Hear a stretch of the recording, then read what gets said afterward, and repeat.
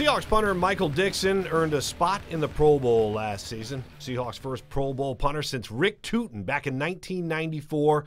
Also the first rookie punter to make it to the Pro Bowl since Dale Hatcher earned a spot way back in 1985 when he was with the Rams. So I got a chance to talk to Dickson at length for this week's podcast, and you're going to hear that in just a few. First, Pete Carroll has been raving about this guy, his all-everything punter since the Seahawks drafted him in the 5th round last year. Now, the Seahawks did, they traded up with the Broncos just so they could get Dickson, and there were reports out of Denver's war room that the personnel in that room were kind of goofing on the Hawks for trading with them just to move up a few spots to draft a punter. I mean, there were smiles and some laughs, and they're just kind of keeping it a little bit low-key, but that's the report.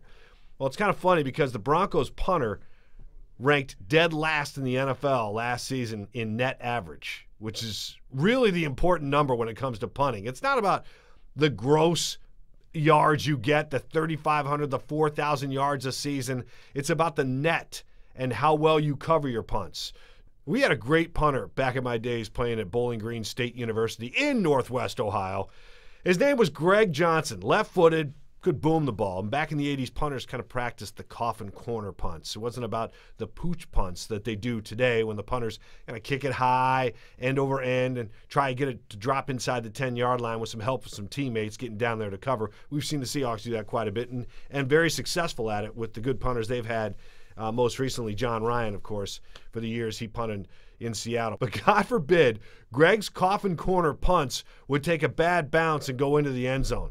I mean, the ball would come out to the 20-yard line, and our head coach, Denny Stoltz back then, who was the dean of Mid-American Conference coaches back in the 80s, Stoltz would just be waiting for Johnson by the sideline, like your dad when you missed a curfew as a kid. Up on the front porch, he's just waiting for you, and Stoltz would be waiting for Johnson to come off the field, and you could just hear me. Sometimes he'd just say, "Hey, trying to pad your average, huh, son?"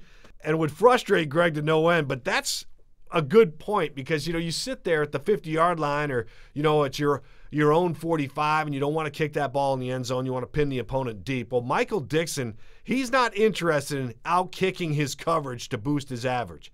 He ranks 2nd in the NFL in total average, but only 6th in net average at 42.5 yards per punt. Still solid and impressive. That's part of the reason, though, why Dickson wasn't satisfied with last season. He wants more this season, and really that came as no surprise to Seahawks special teams coach Brian Schneider. I think that goes right along with who he is as a person, and that's why he's going to be really good for a long period of time. He has a lot of high goals. His work ethic is unbelievable. I have to slow him down so he doesn't punt so much, so that doesn't surprise me at all. He's aiming to be the greatest ever. That's a lofty goal, but he's that kind of talent. Now, we all got a good look at his athletic ability last season in Detroit when Dickson was standing in his own end zone at Ford Field, 4th and 8 from the 3. Now, the whole idea is to get the punt off quickly and hope you get a good punt and hopefully you get some good coverage. He takes the snap, and instead of a quick punt, he rolls to his right through the end zone, and then he tucks it away and takes off up the field. He needed 8 yards for a first down. He ended up getting 9 yards, just enough to avoid the wrath of head coach Pete Carroll, who I'm sure would not have been happy had he come up short and given the Lions the ball inside the 10-yard line. That play, nicknamed the Aussie Sweep, also earned Dickson the nickname of Big Balls and Tricky Dicky. Those are stories that he claims that Big Balls was never a nickname. It's just something that happened to take on a life of its own. But as it is, he's known as Big Balls Dickson and Tricky Dicky as well to some of his teammates. It was a bold move by a rookie, and it's a highlight Schneider will show to this day in certain special teams meetings. We just showed it the other day because we were doing the situation. But right before that, a week before that, Pete told him, every once in a while you just got to take off and get a first down, where I'm like, don't ever take off. We'll have that plan. So we show it, and they still tease him about it. I don't want to show it anymore, but I have to for the situation. Now, I'm sure he doesn't mind it, doesn't mind a good ribbon, and I'm sure he's hoping for another opportunity to actually run that football again. Maybe not out of the end zone, but certainly a chance to take off and show his skills. Dickson played 3 seasons of college football, and his story to get from Australia, he was born in Sydney, to get to the States and play American football is really kind of remarkable. Dickson played 3 seasons of college football at the University of Texas, and after only 1 NFL season, he admits he's still learning the rules of American football.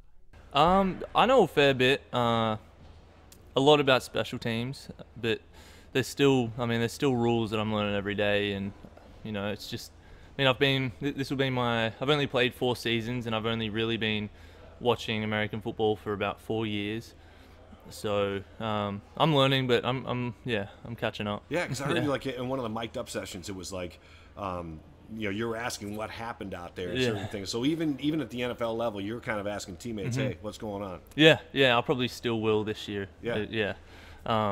There's always things that I'm learning, and I feel like last year I learned a lot more. Let me ask you this. I read somewhere where you learned American football about watching movies like Remember the Titans and The Longest Yard and The Blind Side. Like, is that true? Yeah. Like, what can you pick up from a movie like that, like movies like that? That was really the only American football that was in Australia when I was growing up. It wasn't really shown on TV. It's shown more on TV now.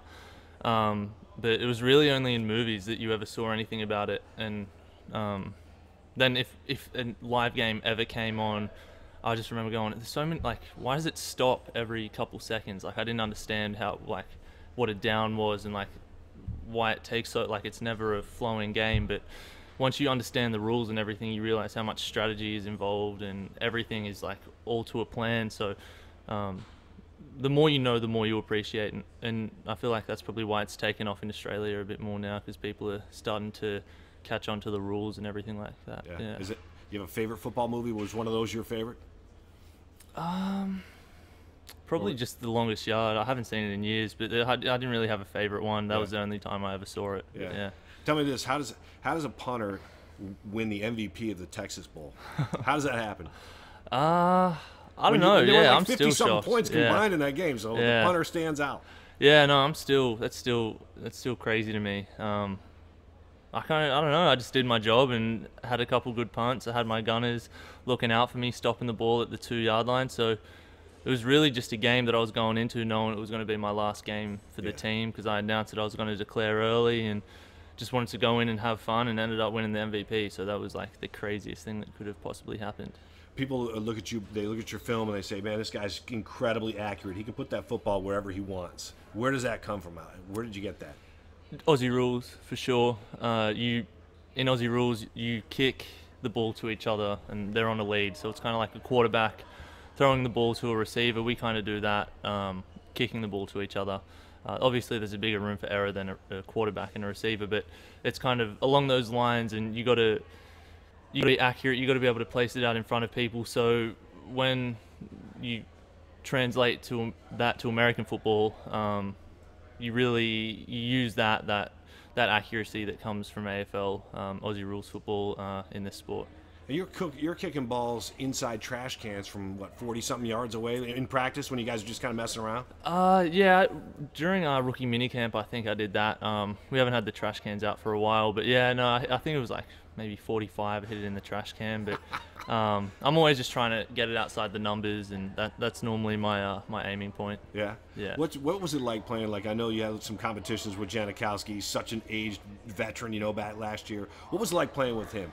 It was good. He was a good vet to have around. He's been through it all. He's been in the league for, I think it was his 19th year. So he'd seen a lot. He'd been on a lot of different teams, winning, losing. So just being able to talk to him about it, and just get his perspective, and just all the stories that he had, there was always a lesson for me to learn from it. So it was great having someone around like that. All right, someone like that is counting on you to hold that ball. Like, when you how long did it take you to get the feeling for holding a snap and getting it right? I was holding in college. I held in college, so it was just the same principles, the same thing, but just on your other hand. So it took, a couple days at practice to really get it down, but it wasn't. Once you do it, it's nothing that crazy. People don't realize that there's pressure on the kicker to make the kick, but there's pressure on the long snapper and the holder to get it right. Yeah, definitely. Yeah. We have Ott, who's a really good snapper. He makes my job easy when I'm holding. So, I just had to not get too caught up in everything having to hold for a left footer. I mean, it was really the same thing. You just had to switch your hands around. I took a lot of pride in it, took a lot of reps at it, knowing that he was relying on me. So, but it didn't take too long. All right, you're a guy who excelled when you were younger in Aussie rules, and what made you want to come and play American football? So I always took pride in my kick in Aussie rules. That aspect of the sport, I always took pride in having a big kick, and the spiral that we hit here is called a torpedo back home, and that's a kick that's kind of old school in that sport now. No one really does it, and I would still do it. I'd still practice that kick, and people would always say, you should try American football. That's how they punt it. You've got a big leg, and you'd fit in well there. So when I realized that I wasn't going to go pro in that sport, I decided to try out with a coach in Australia and see what he thought of me and if I had a big enough leg to come over here. And he saw me try out that day and really thought I had a chance. Was kind of hitting good spirals with American footballs that day. It was a completely different skill in a way, because you have to really shorten your steps and hold the ball differently. It's a completely different ball, but he saw that I had the leg power to do it. So once I heard that, I was just out there every day, trying to catch up on reps, kicking it in American football, and signed up with him and put in all the extra work, worked out with him, and just did all stuff on my own, tried to understand the basics of everything, and really tried to catch up on reps. Like I said, Americans had probably been doing it for a couple years longer than me, but I was like, I'm gonna catch up on those reps. Yeah. How much practice when you're out there in training camp and even in practice? You're really on your own, aren't you? I mean, you can only punt so much a day, before you wear your leg out. Well, what's that like? What's it like to be kind of just self-contained out there? Well, I make sure I can hit a lot of punts in the off season. So in the off season, I'll train legs a lot, I'll work out a lot, and I'll punt a lot, even when my legs are really tired.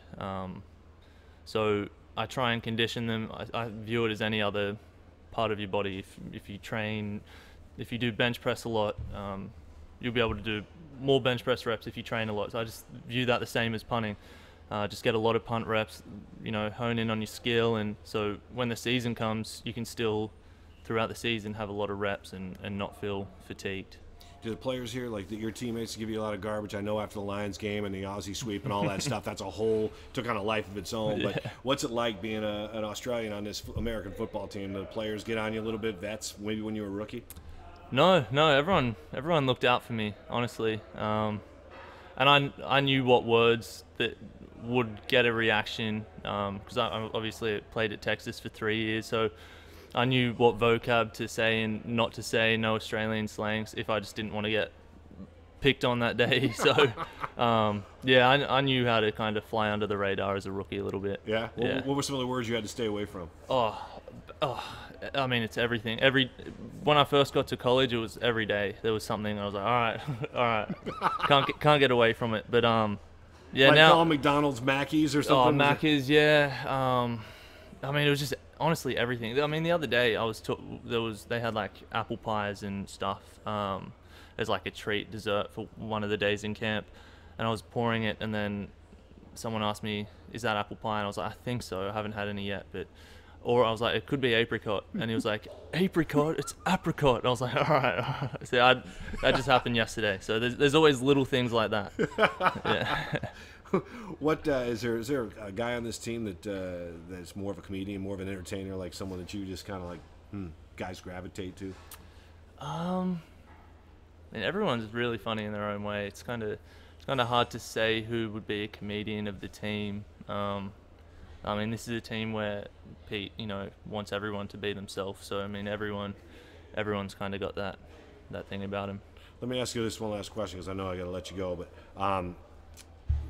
the culture, like you're thousands of miles away from your home country.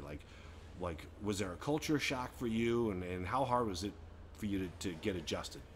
Yeah, there was a big culture shock. My first year in college. I really had no idea how big college football was, and especially going to Texas. you can see the stadium, and you hear people saying football's everything there, it's everything, but you really don't understand how big it is until you play in it. So that first year there was so much going on, I couldn't really just focus on punting, and then having an off season and being able to really focus on my skill. My second year I came out and really had a completely different year. Went to the college football awards for punting, and then the year after that the same thing. And that's what this year kind of feels like for me.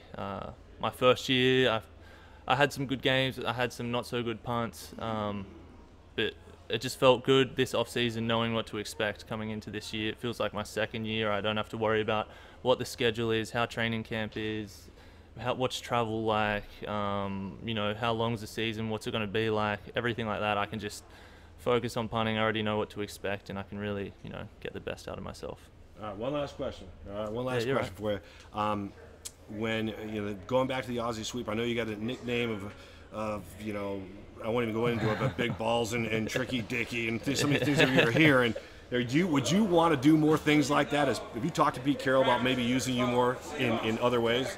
Yeah, I mean, I'm always telling him to use me for fakes. I'm always down for it. Get me to run it, throw it, whatever you guys want. I'm happy to do it. I love it. That's something I'm always interested in. Yeah, because he knows you're a special weapon. I've followed this guy for a decade now, and he knows if you came in, it's like, we can do a lot of things with this guy. Yeah. I mean, we'll see what happens this year. I'm always talking to our special teams coach, like, let's do something. Let's do something cool. Yeah. So we'll see over the next coming years what happens and if they do anything, or we'll see. Well, we're looking forward to see something this coming season. Michael, thanks a lot for coming on, man. Thank you. All Thanks right. for having me.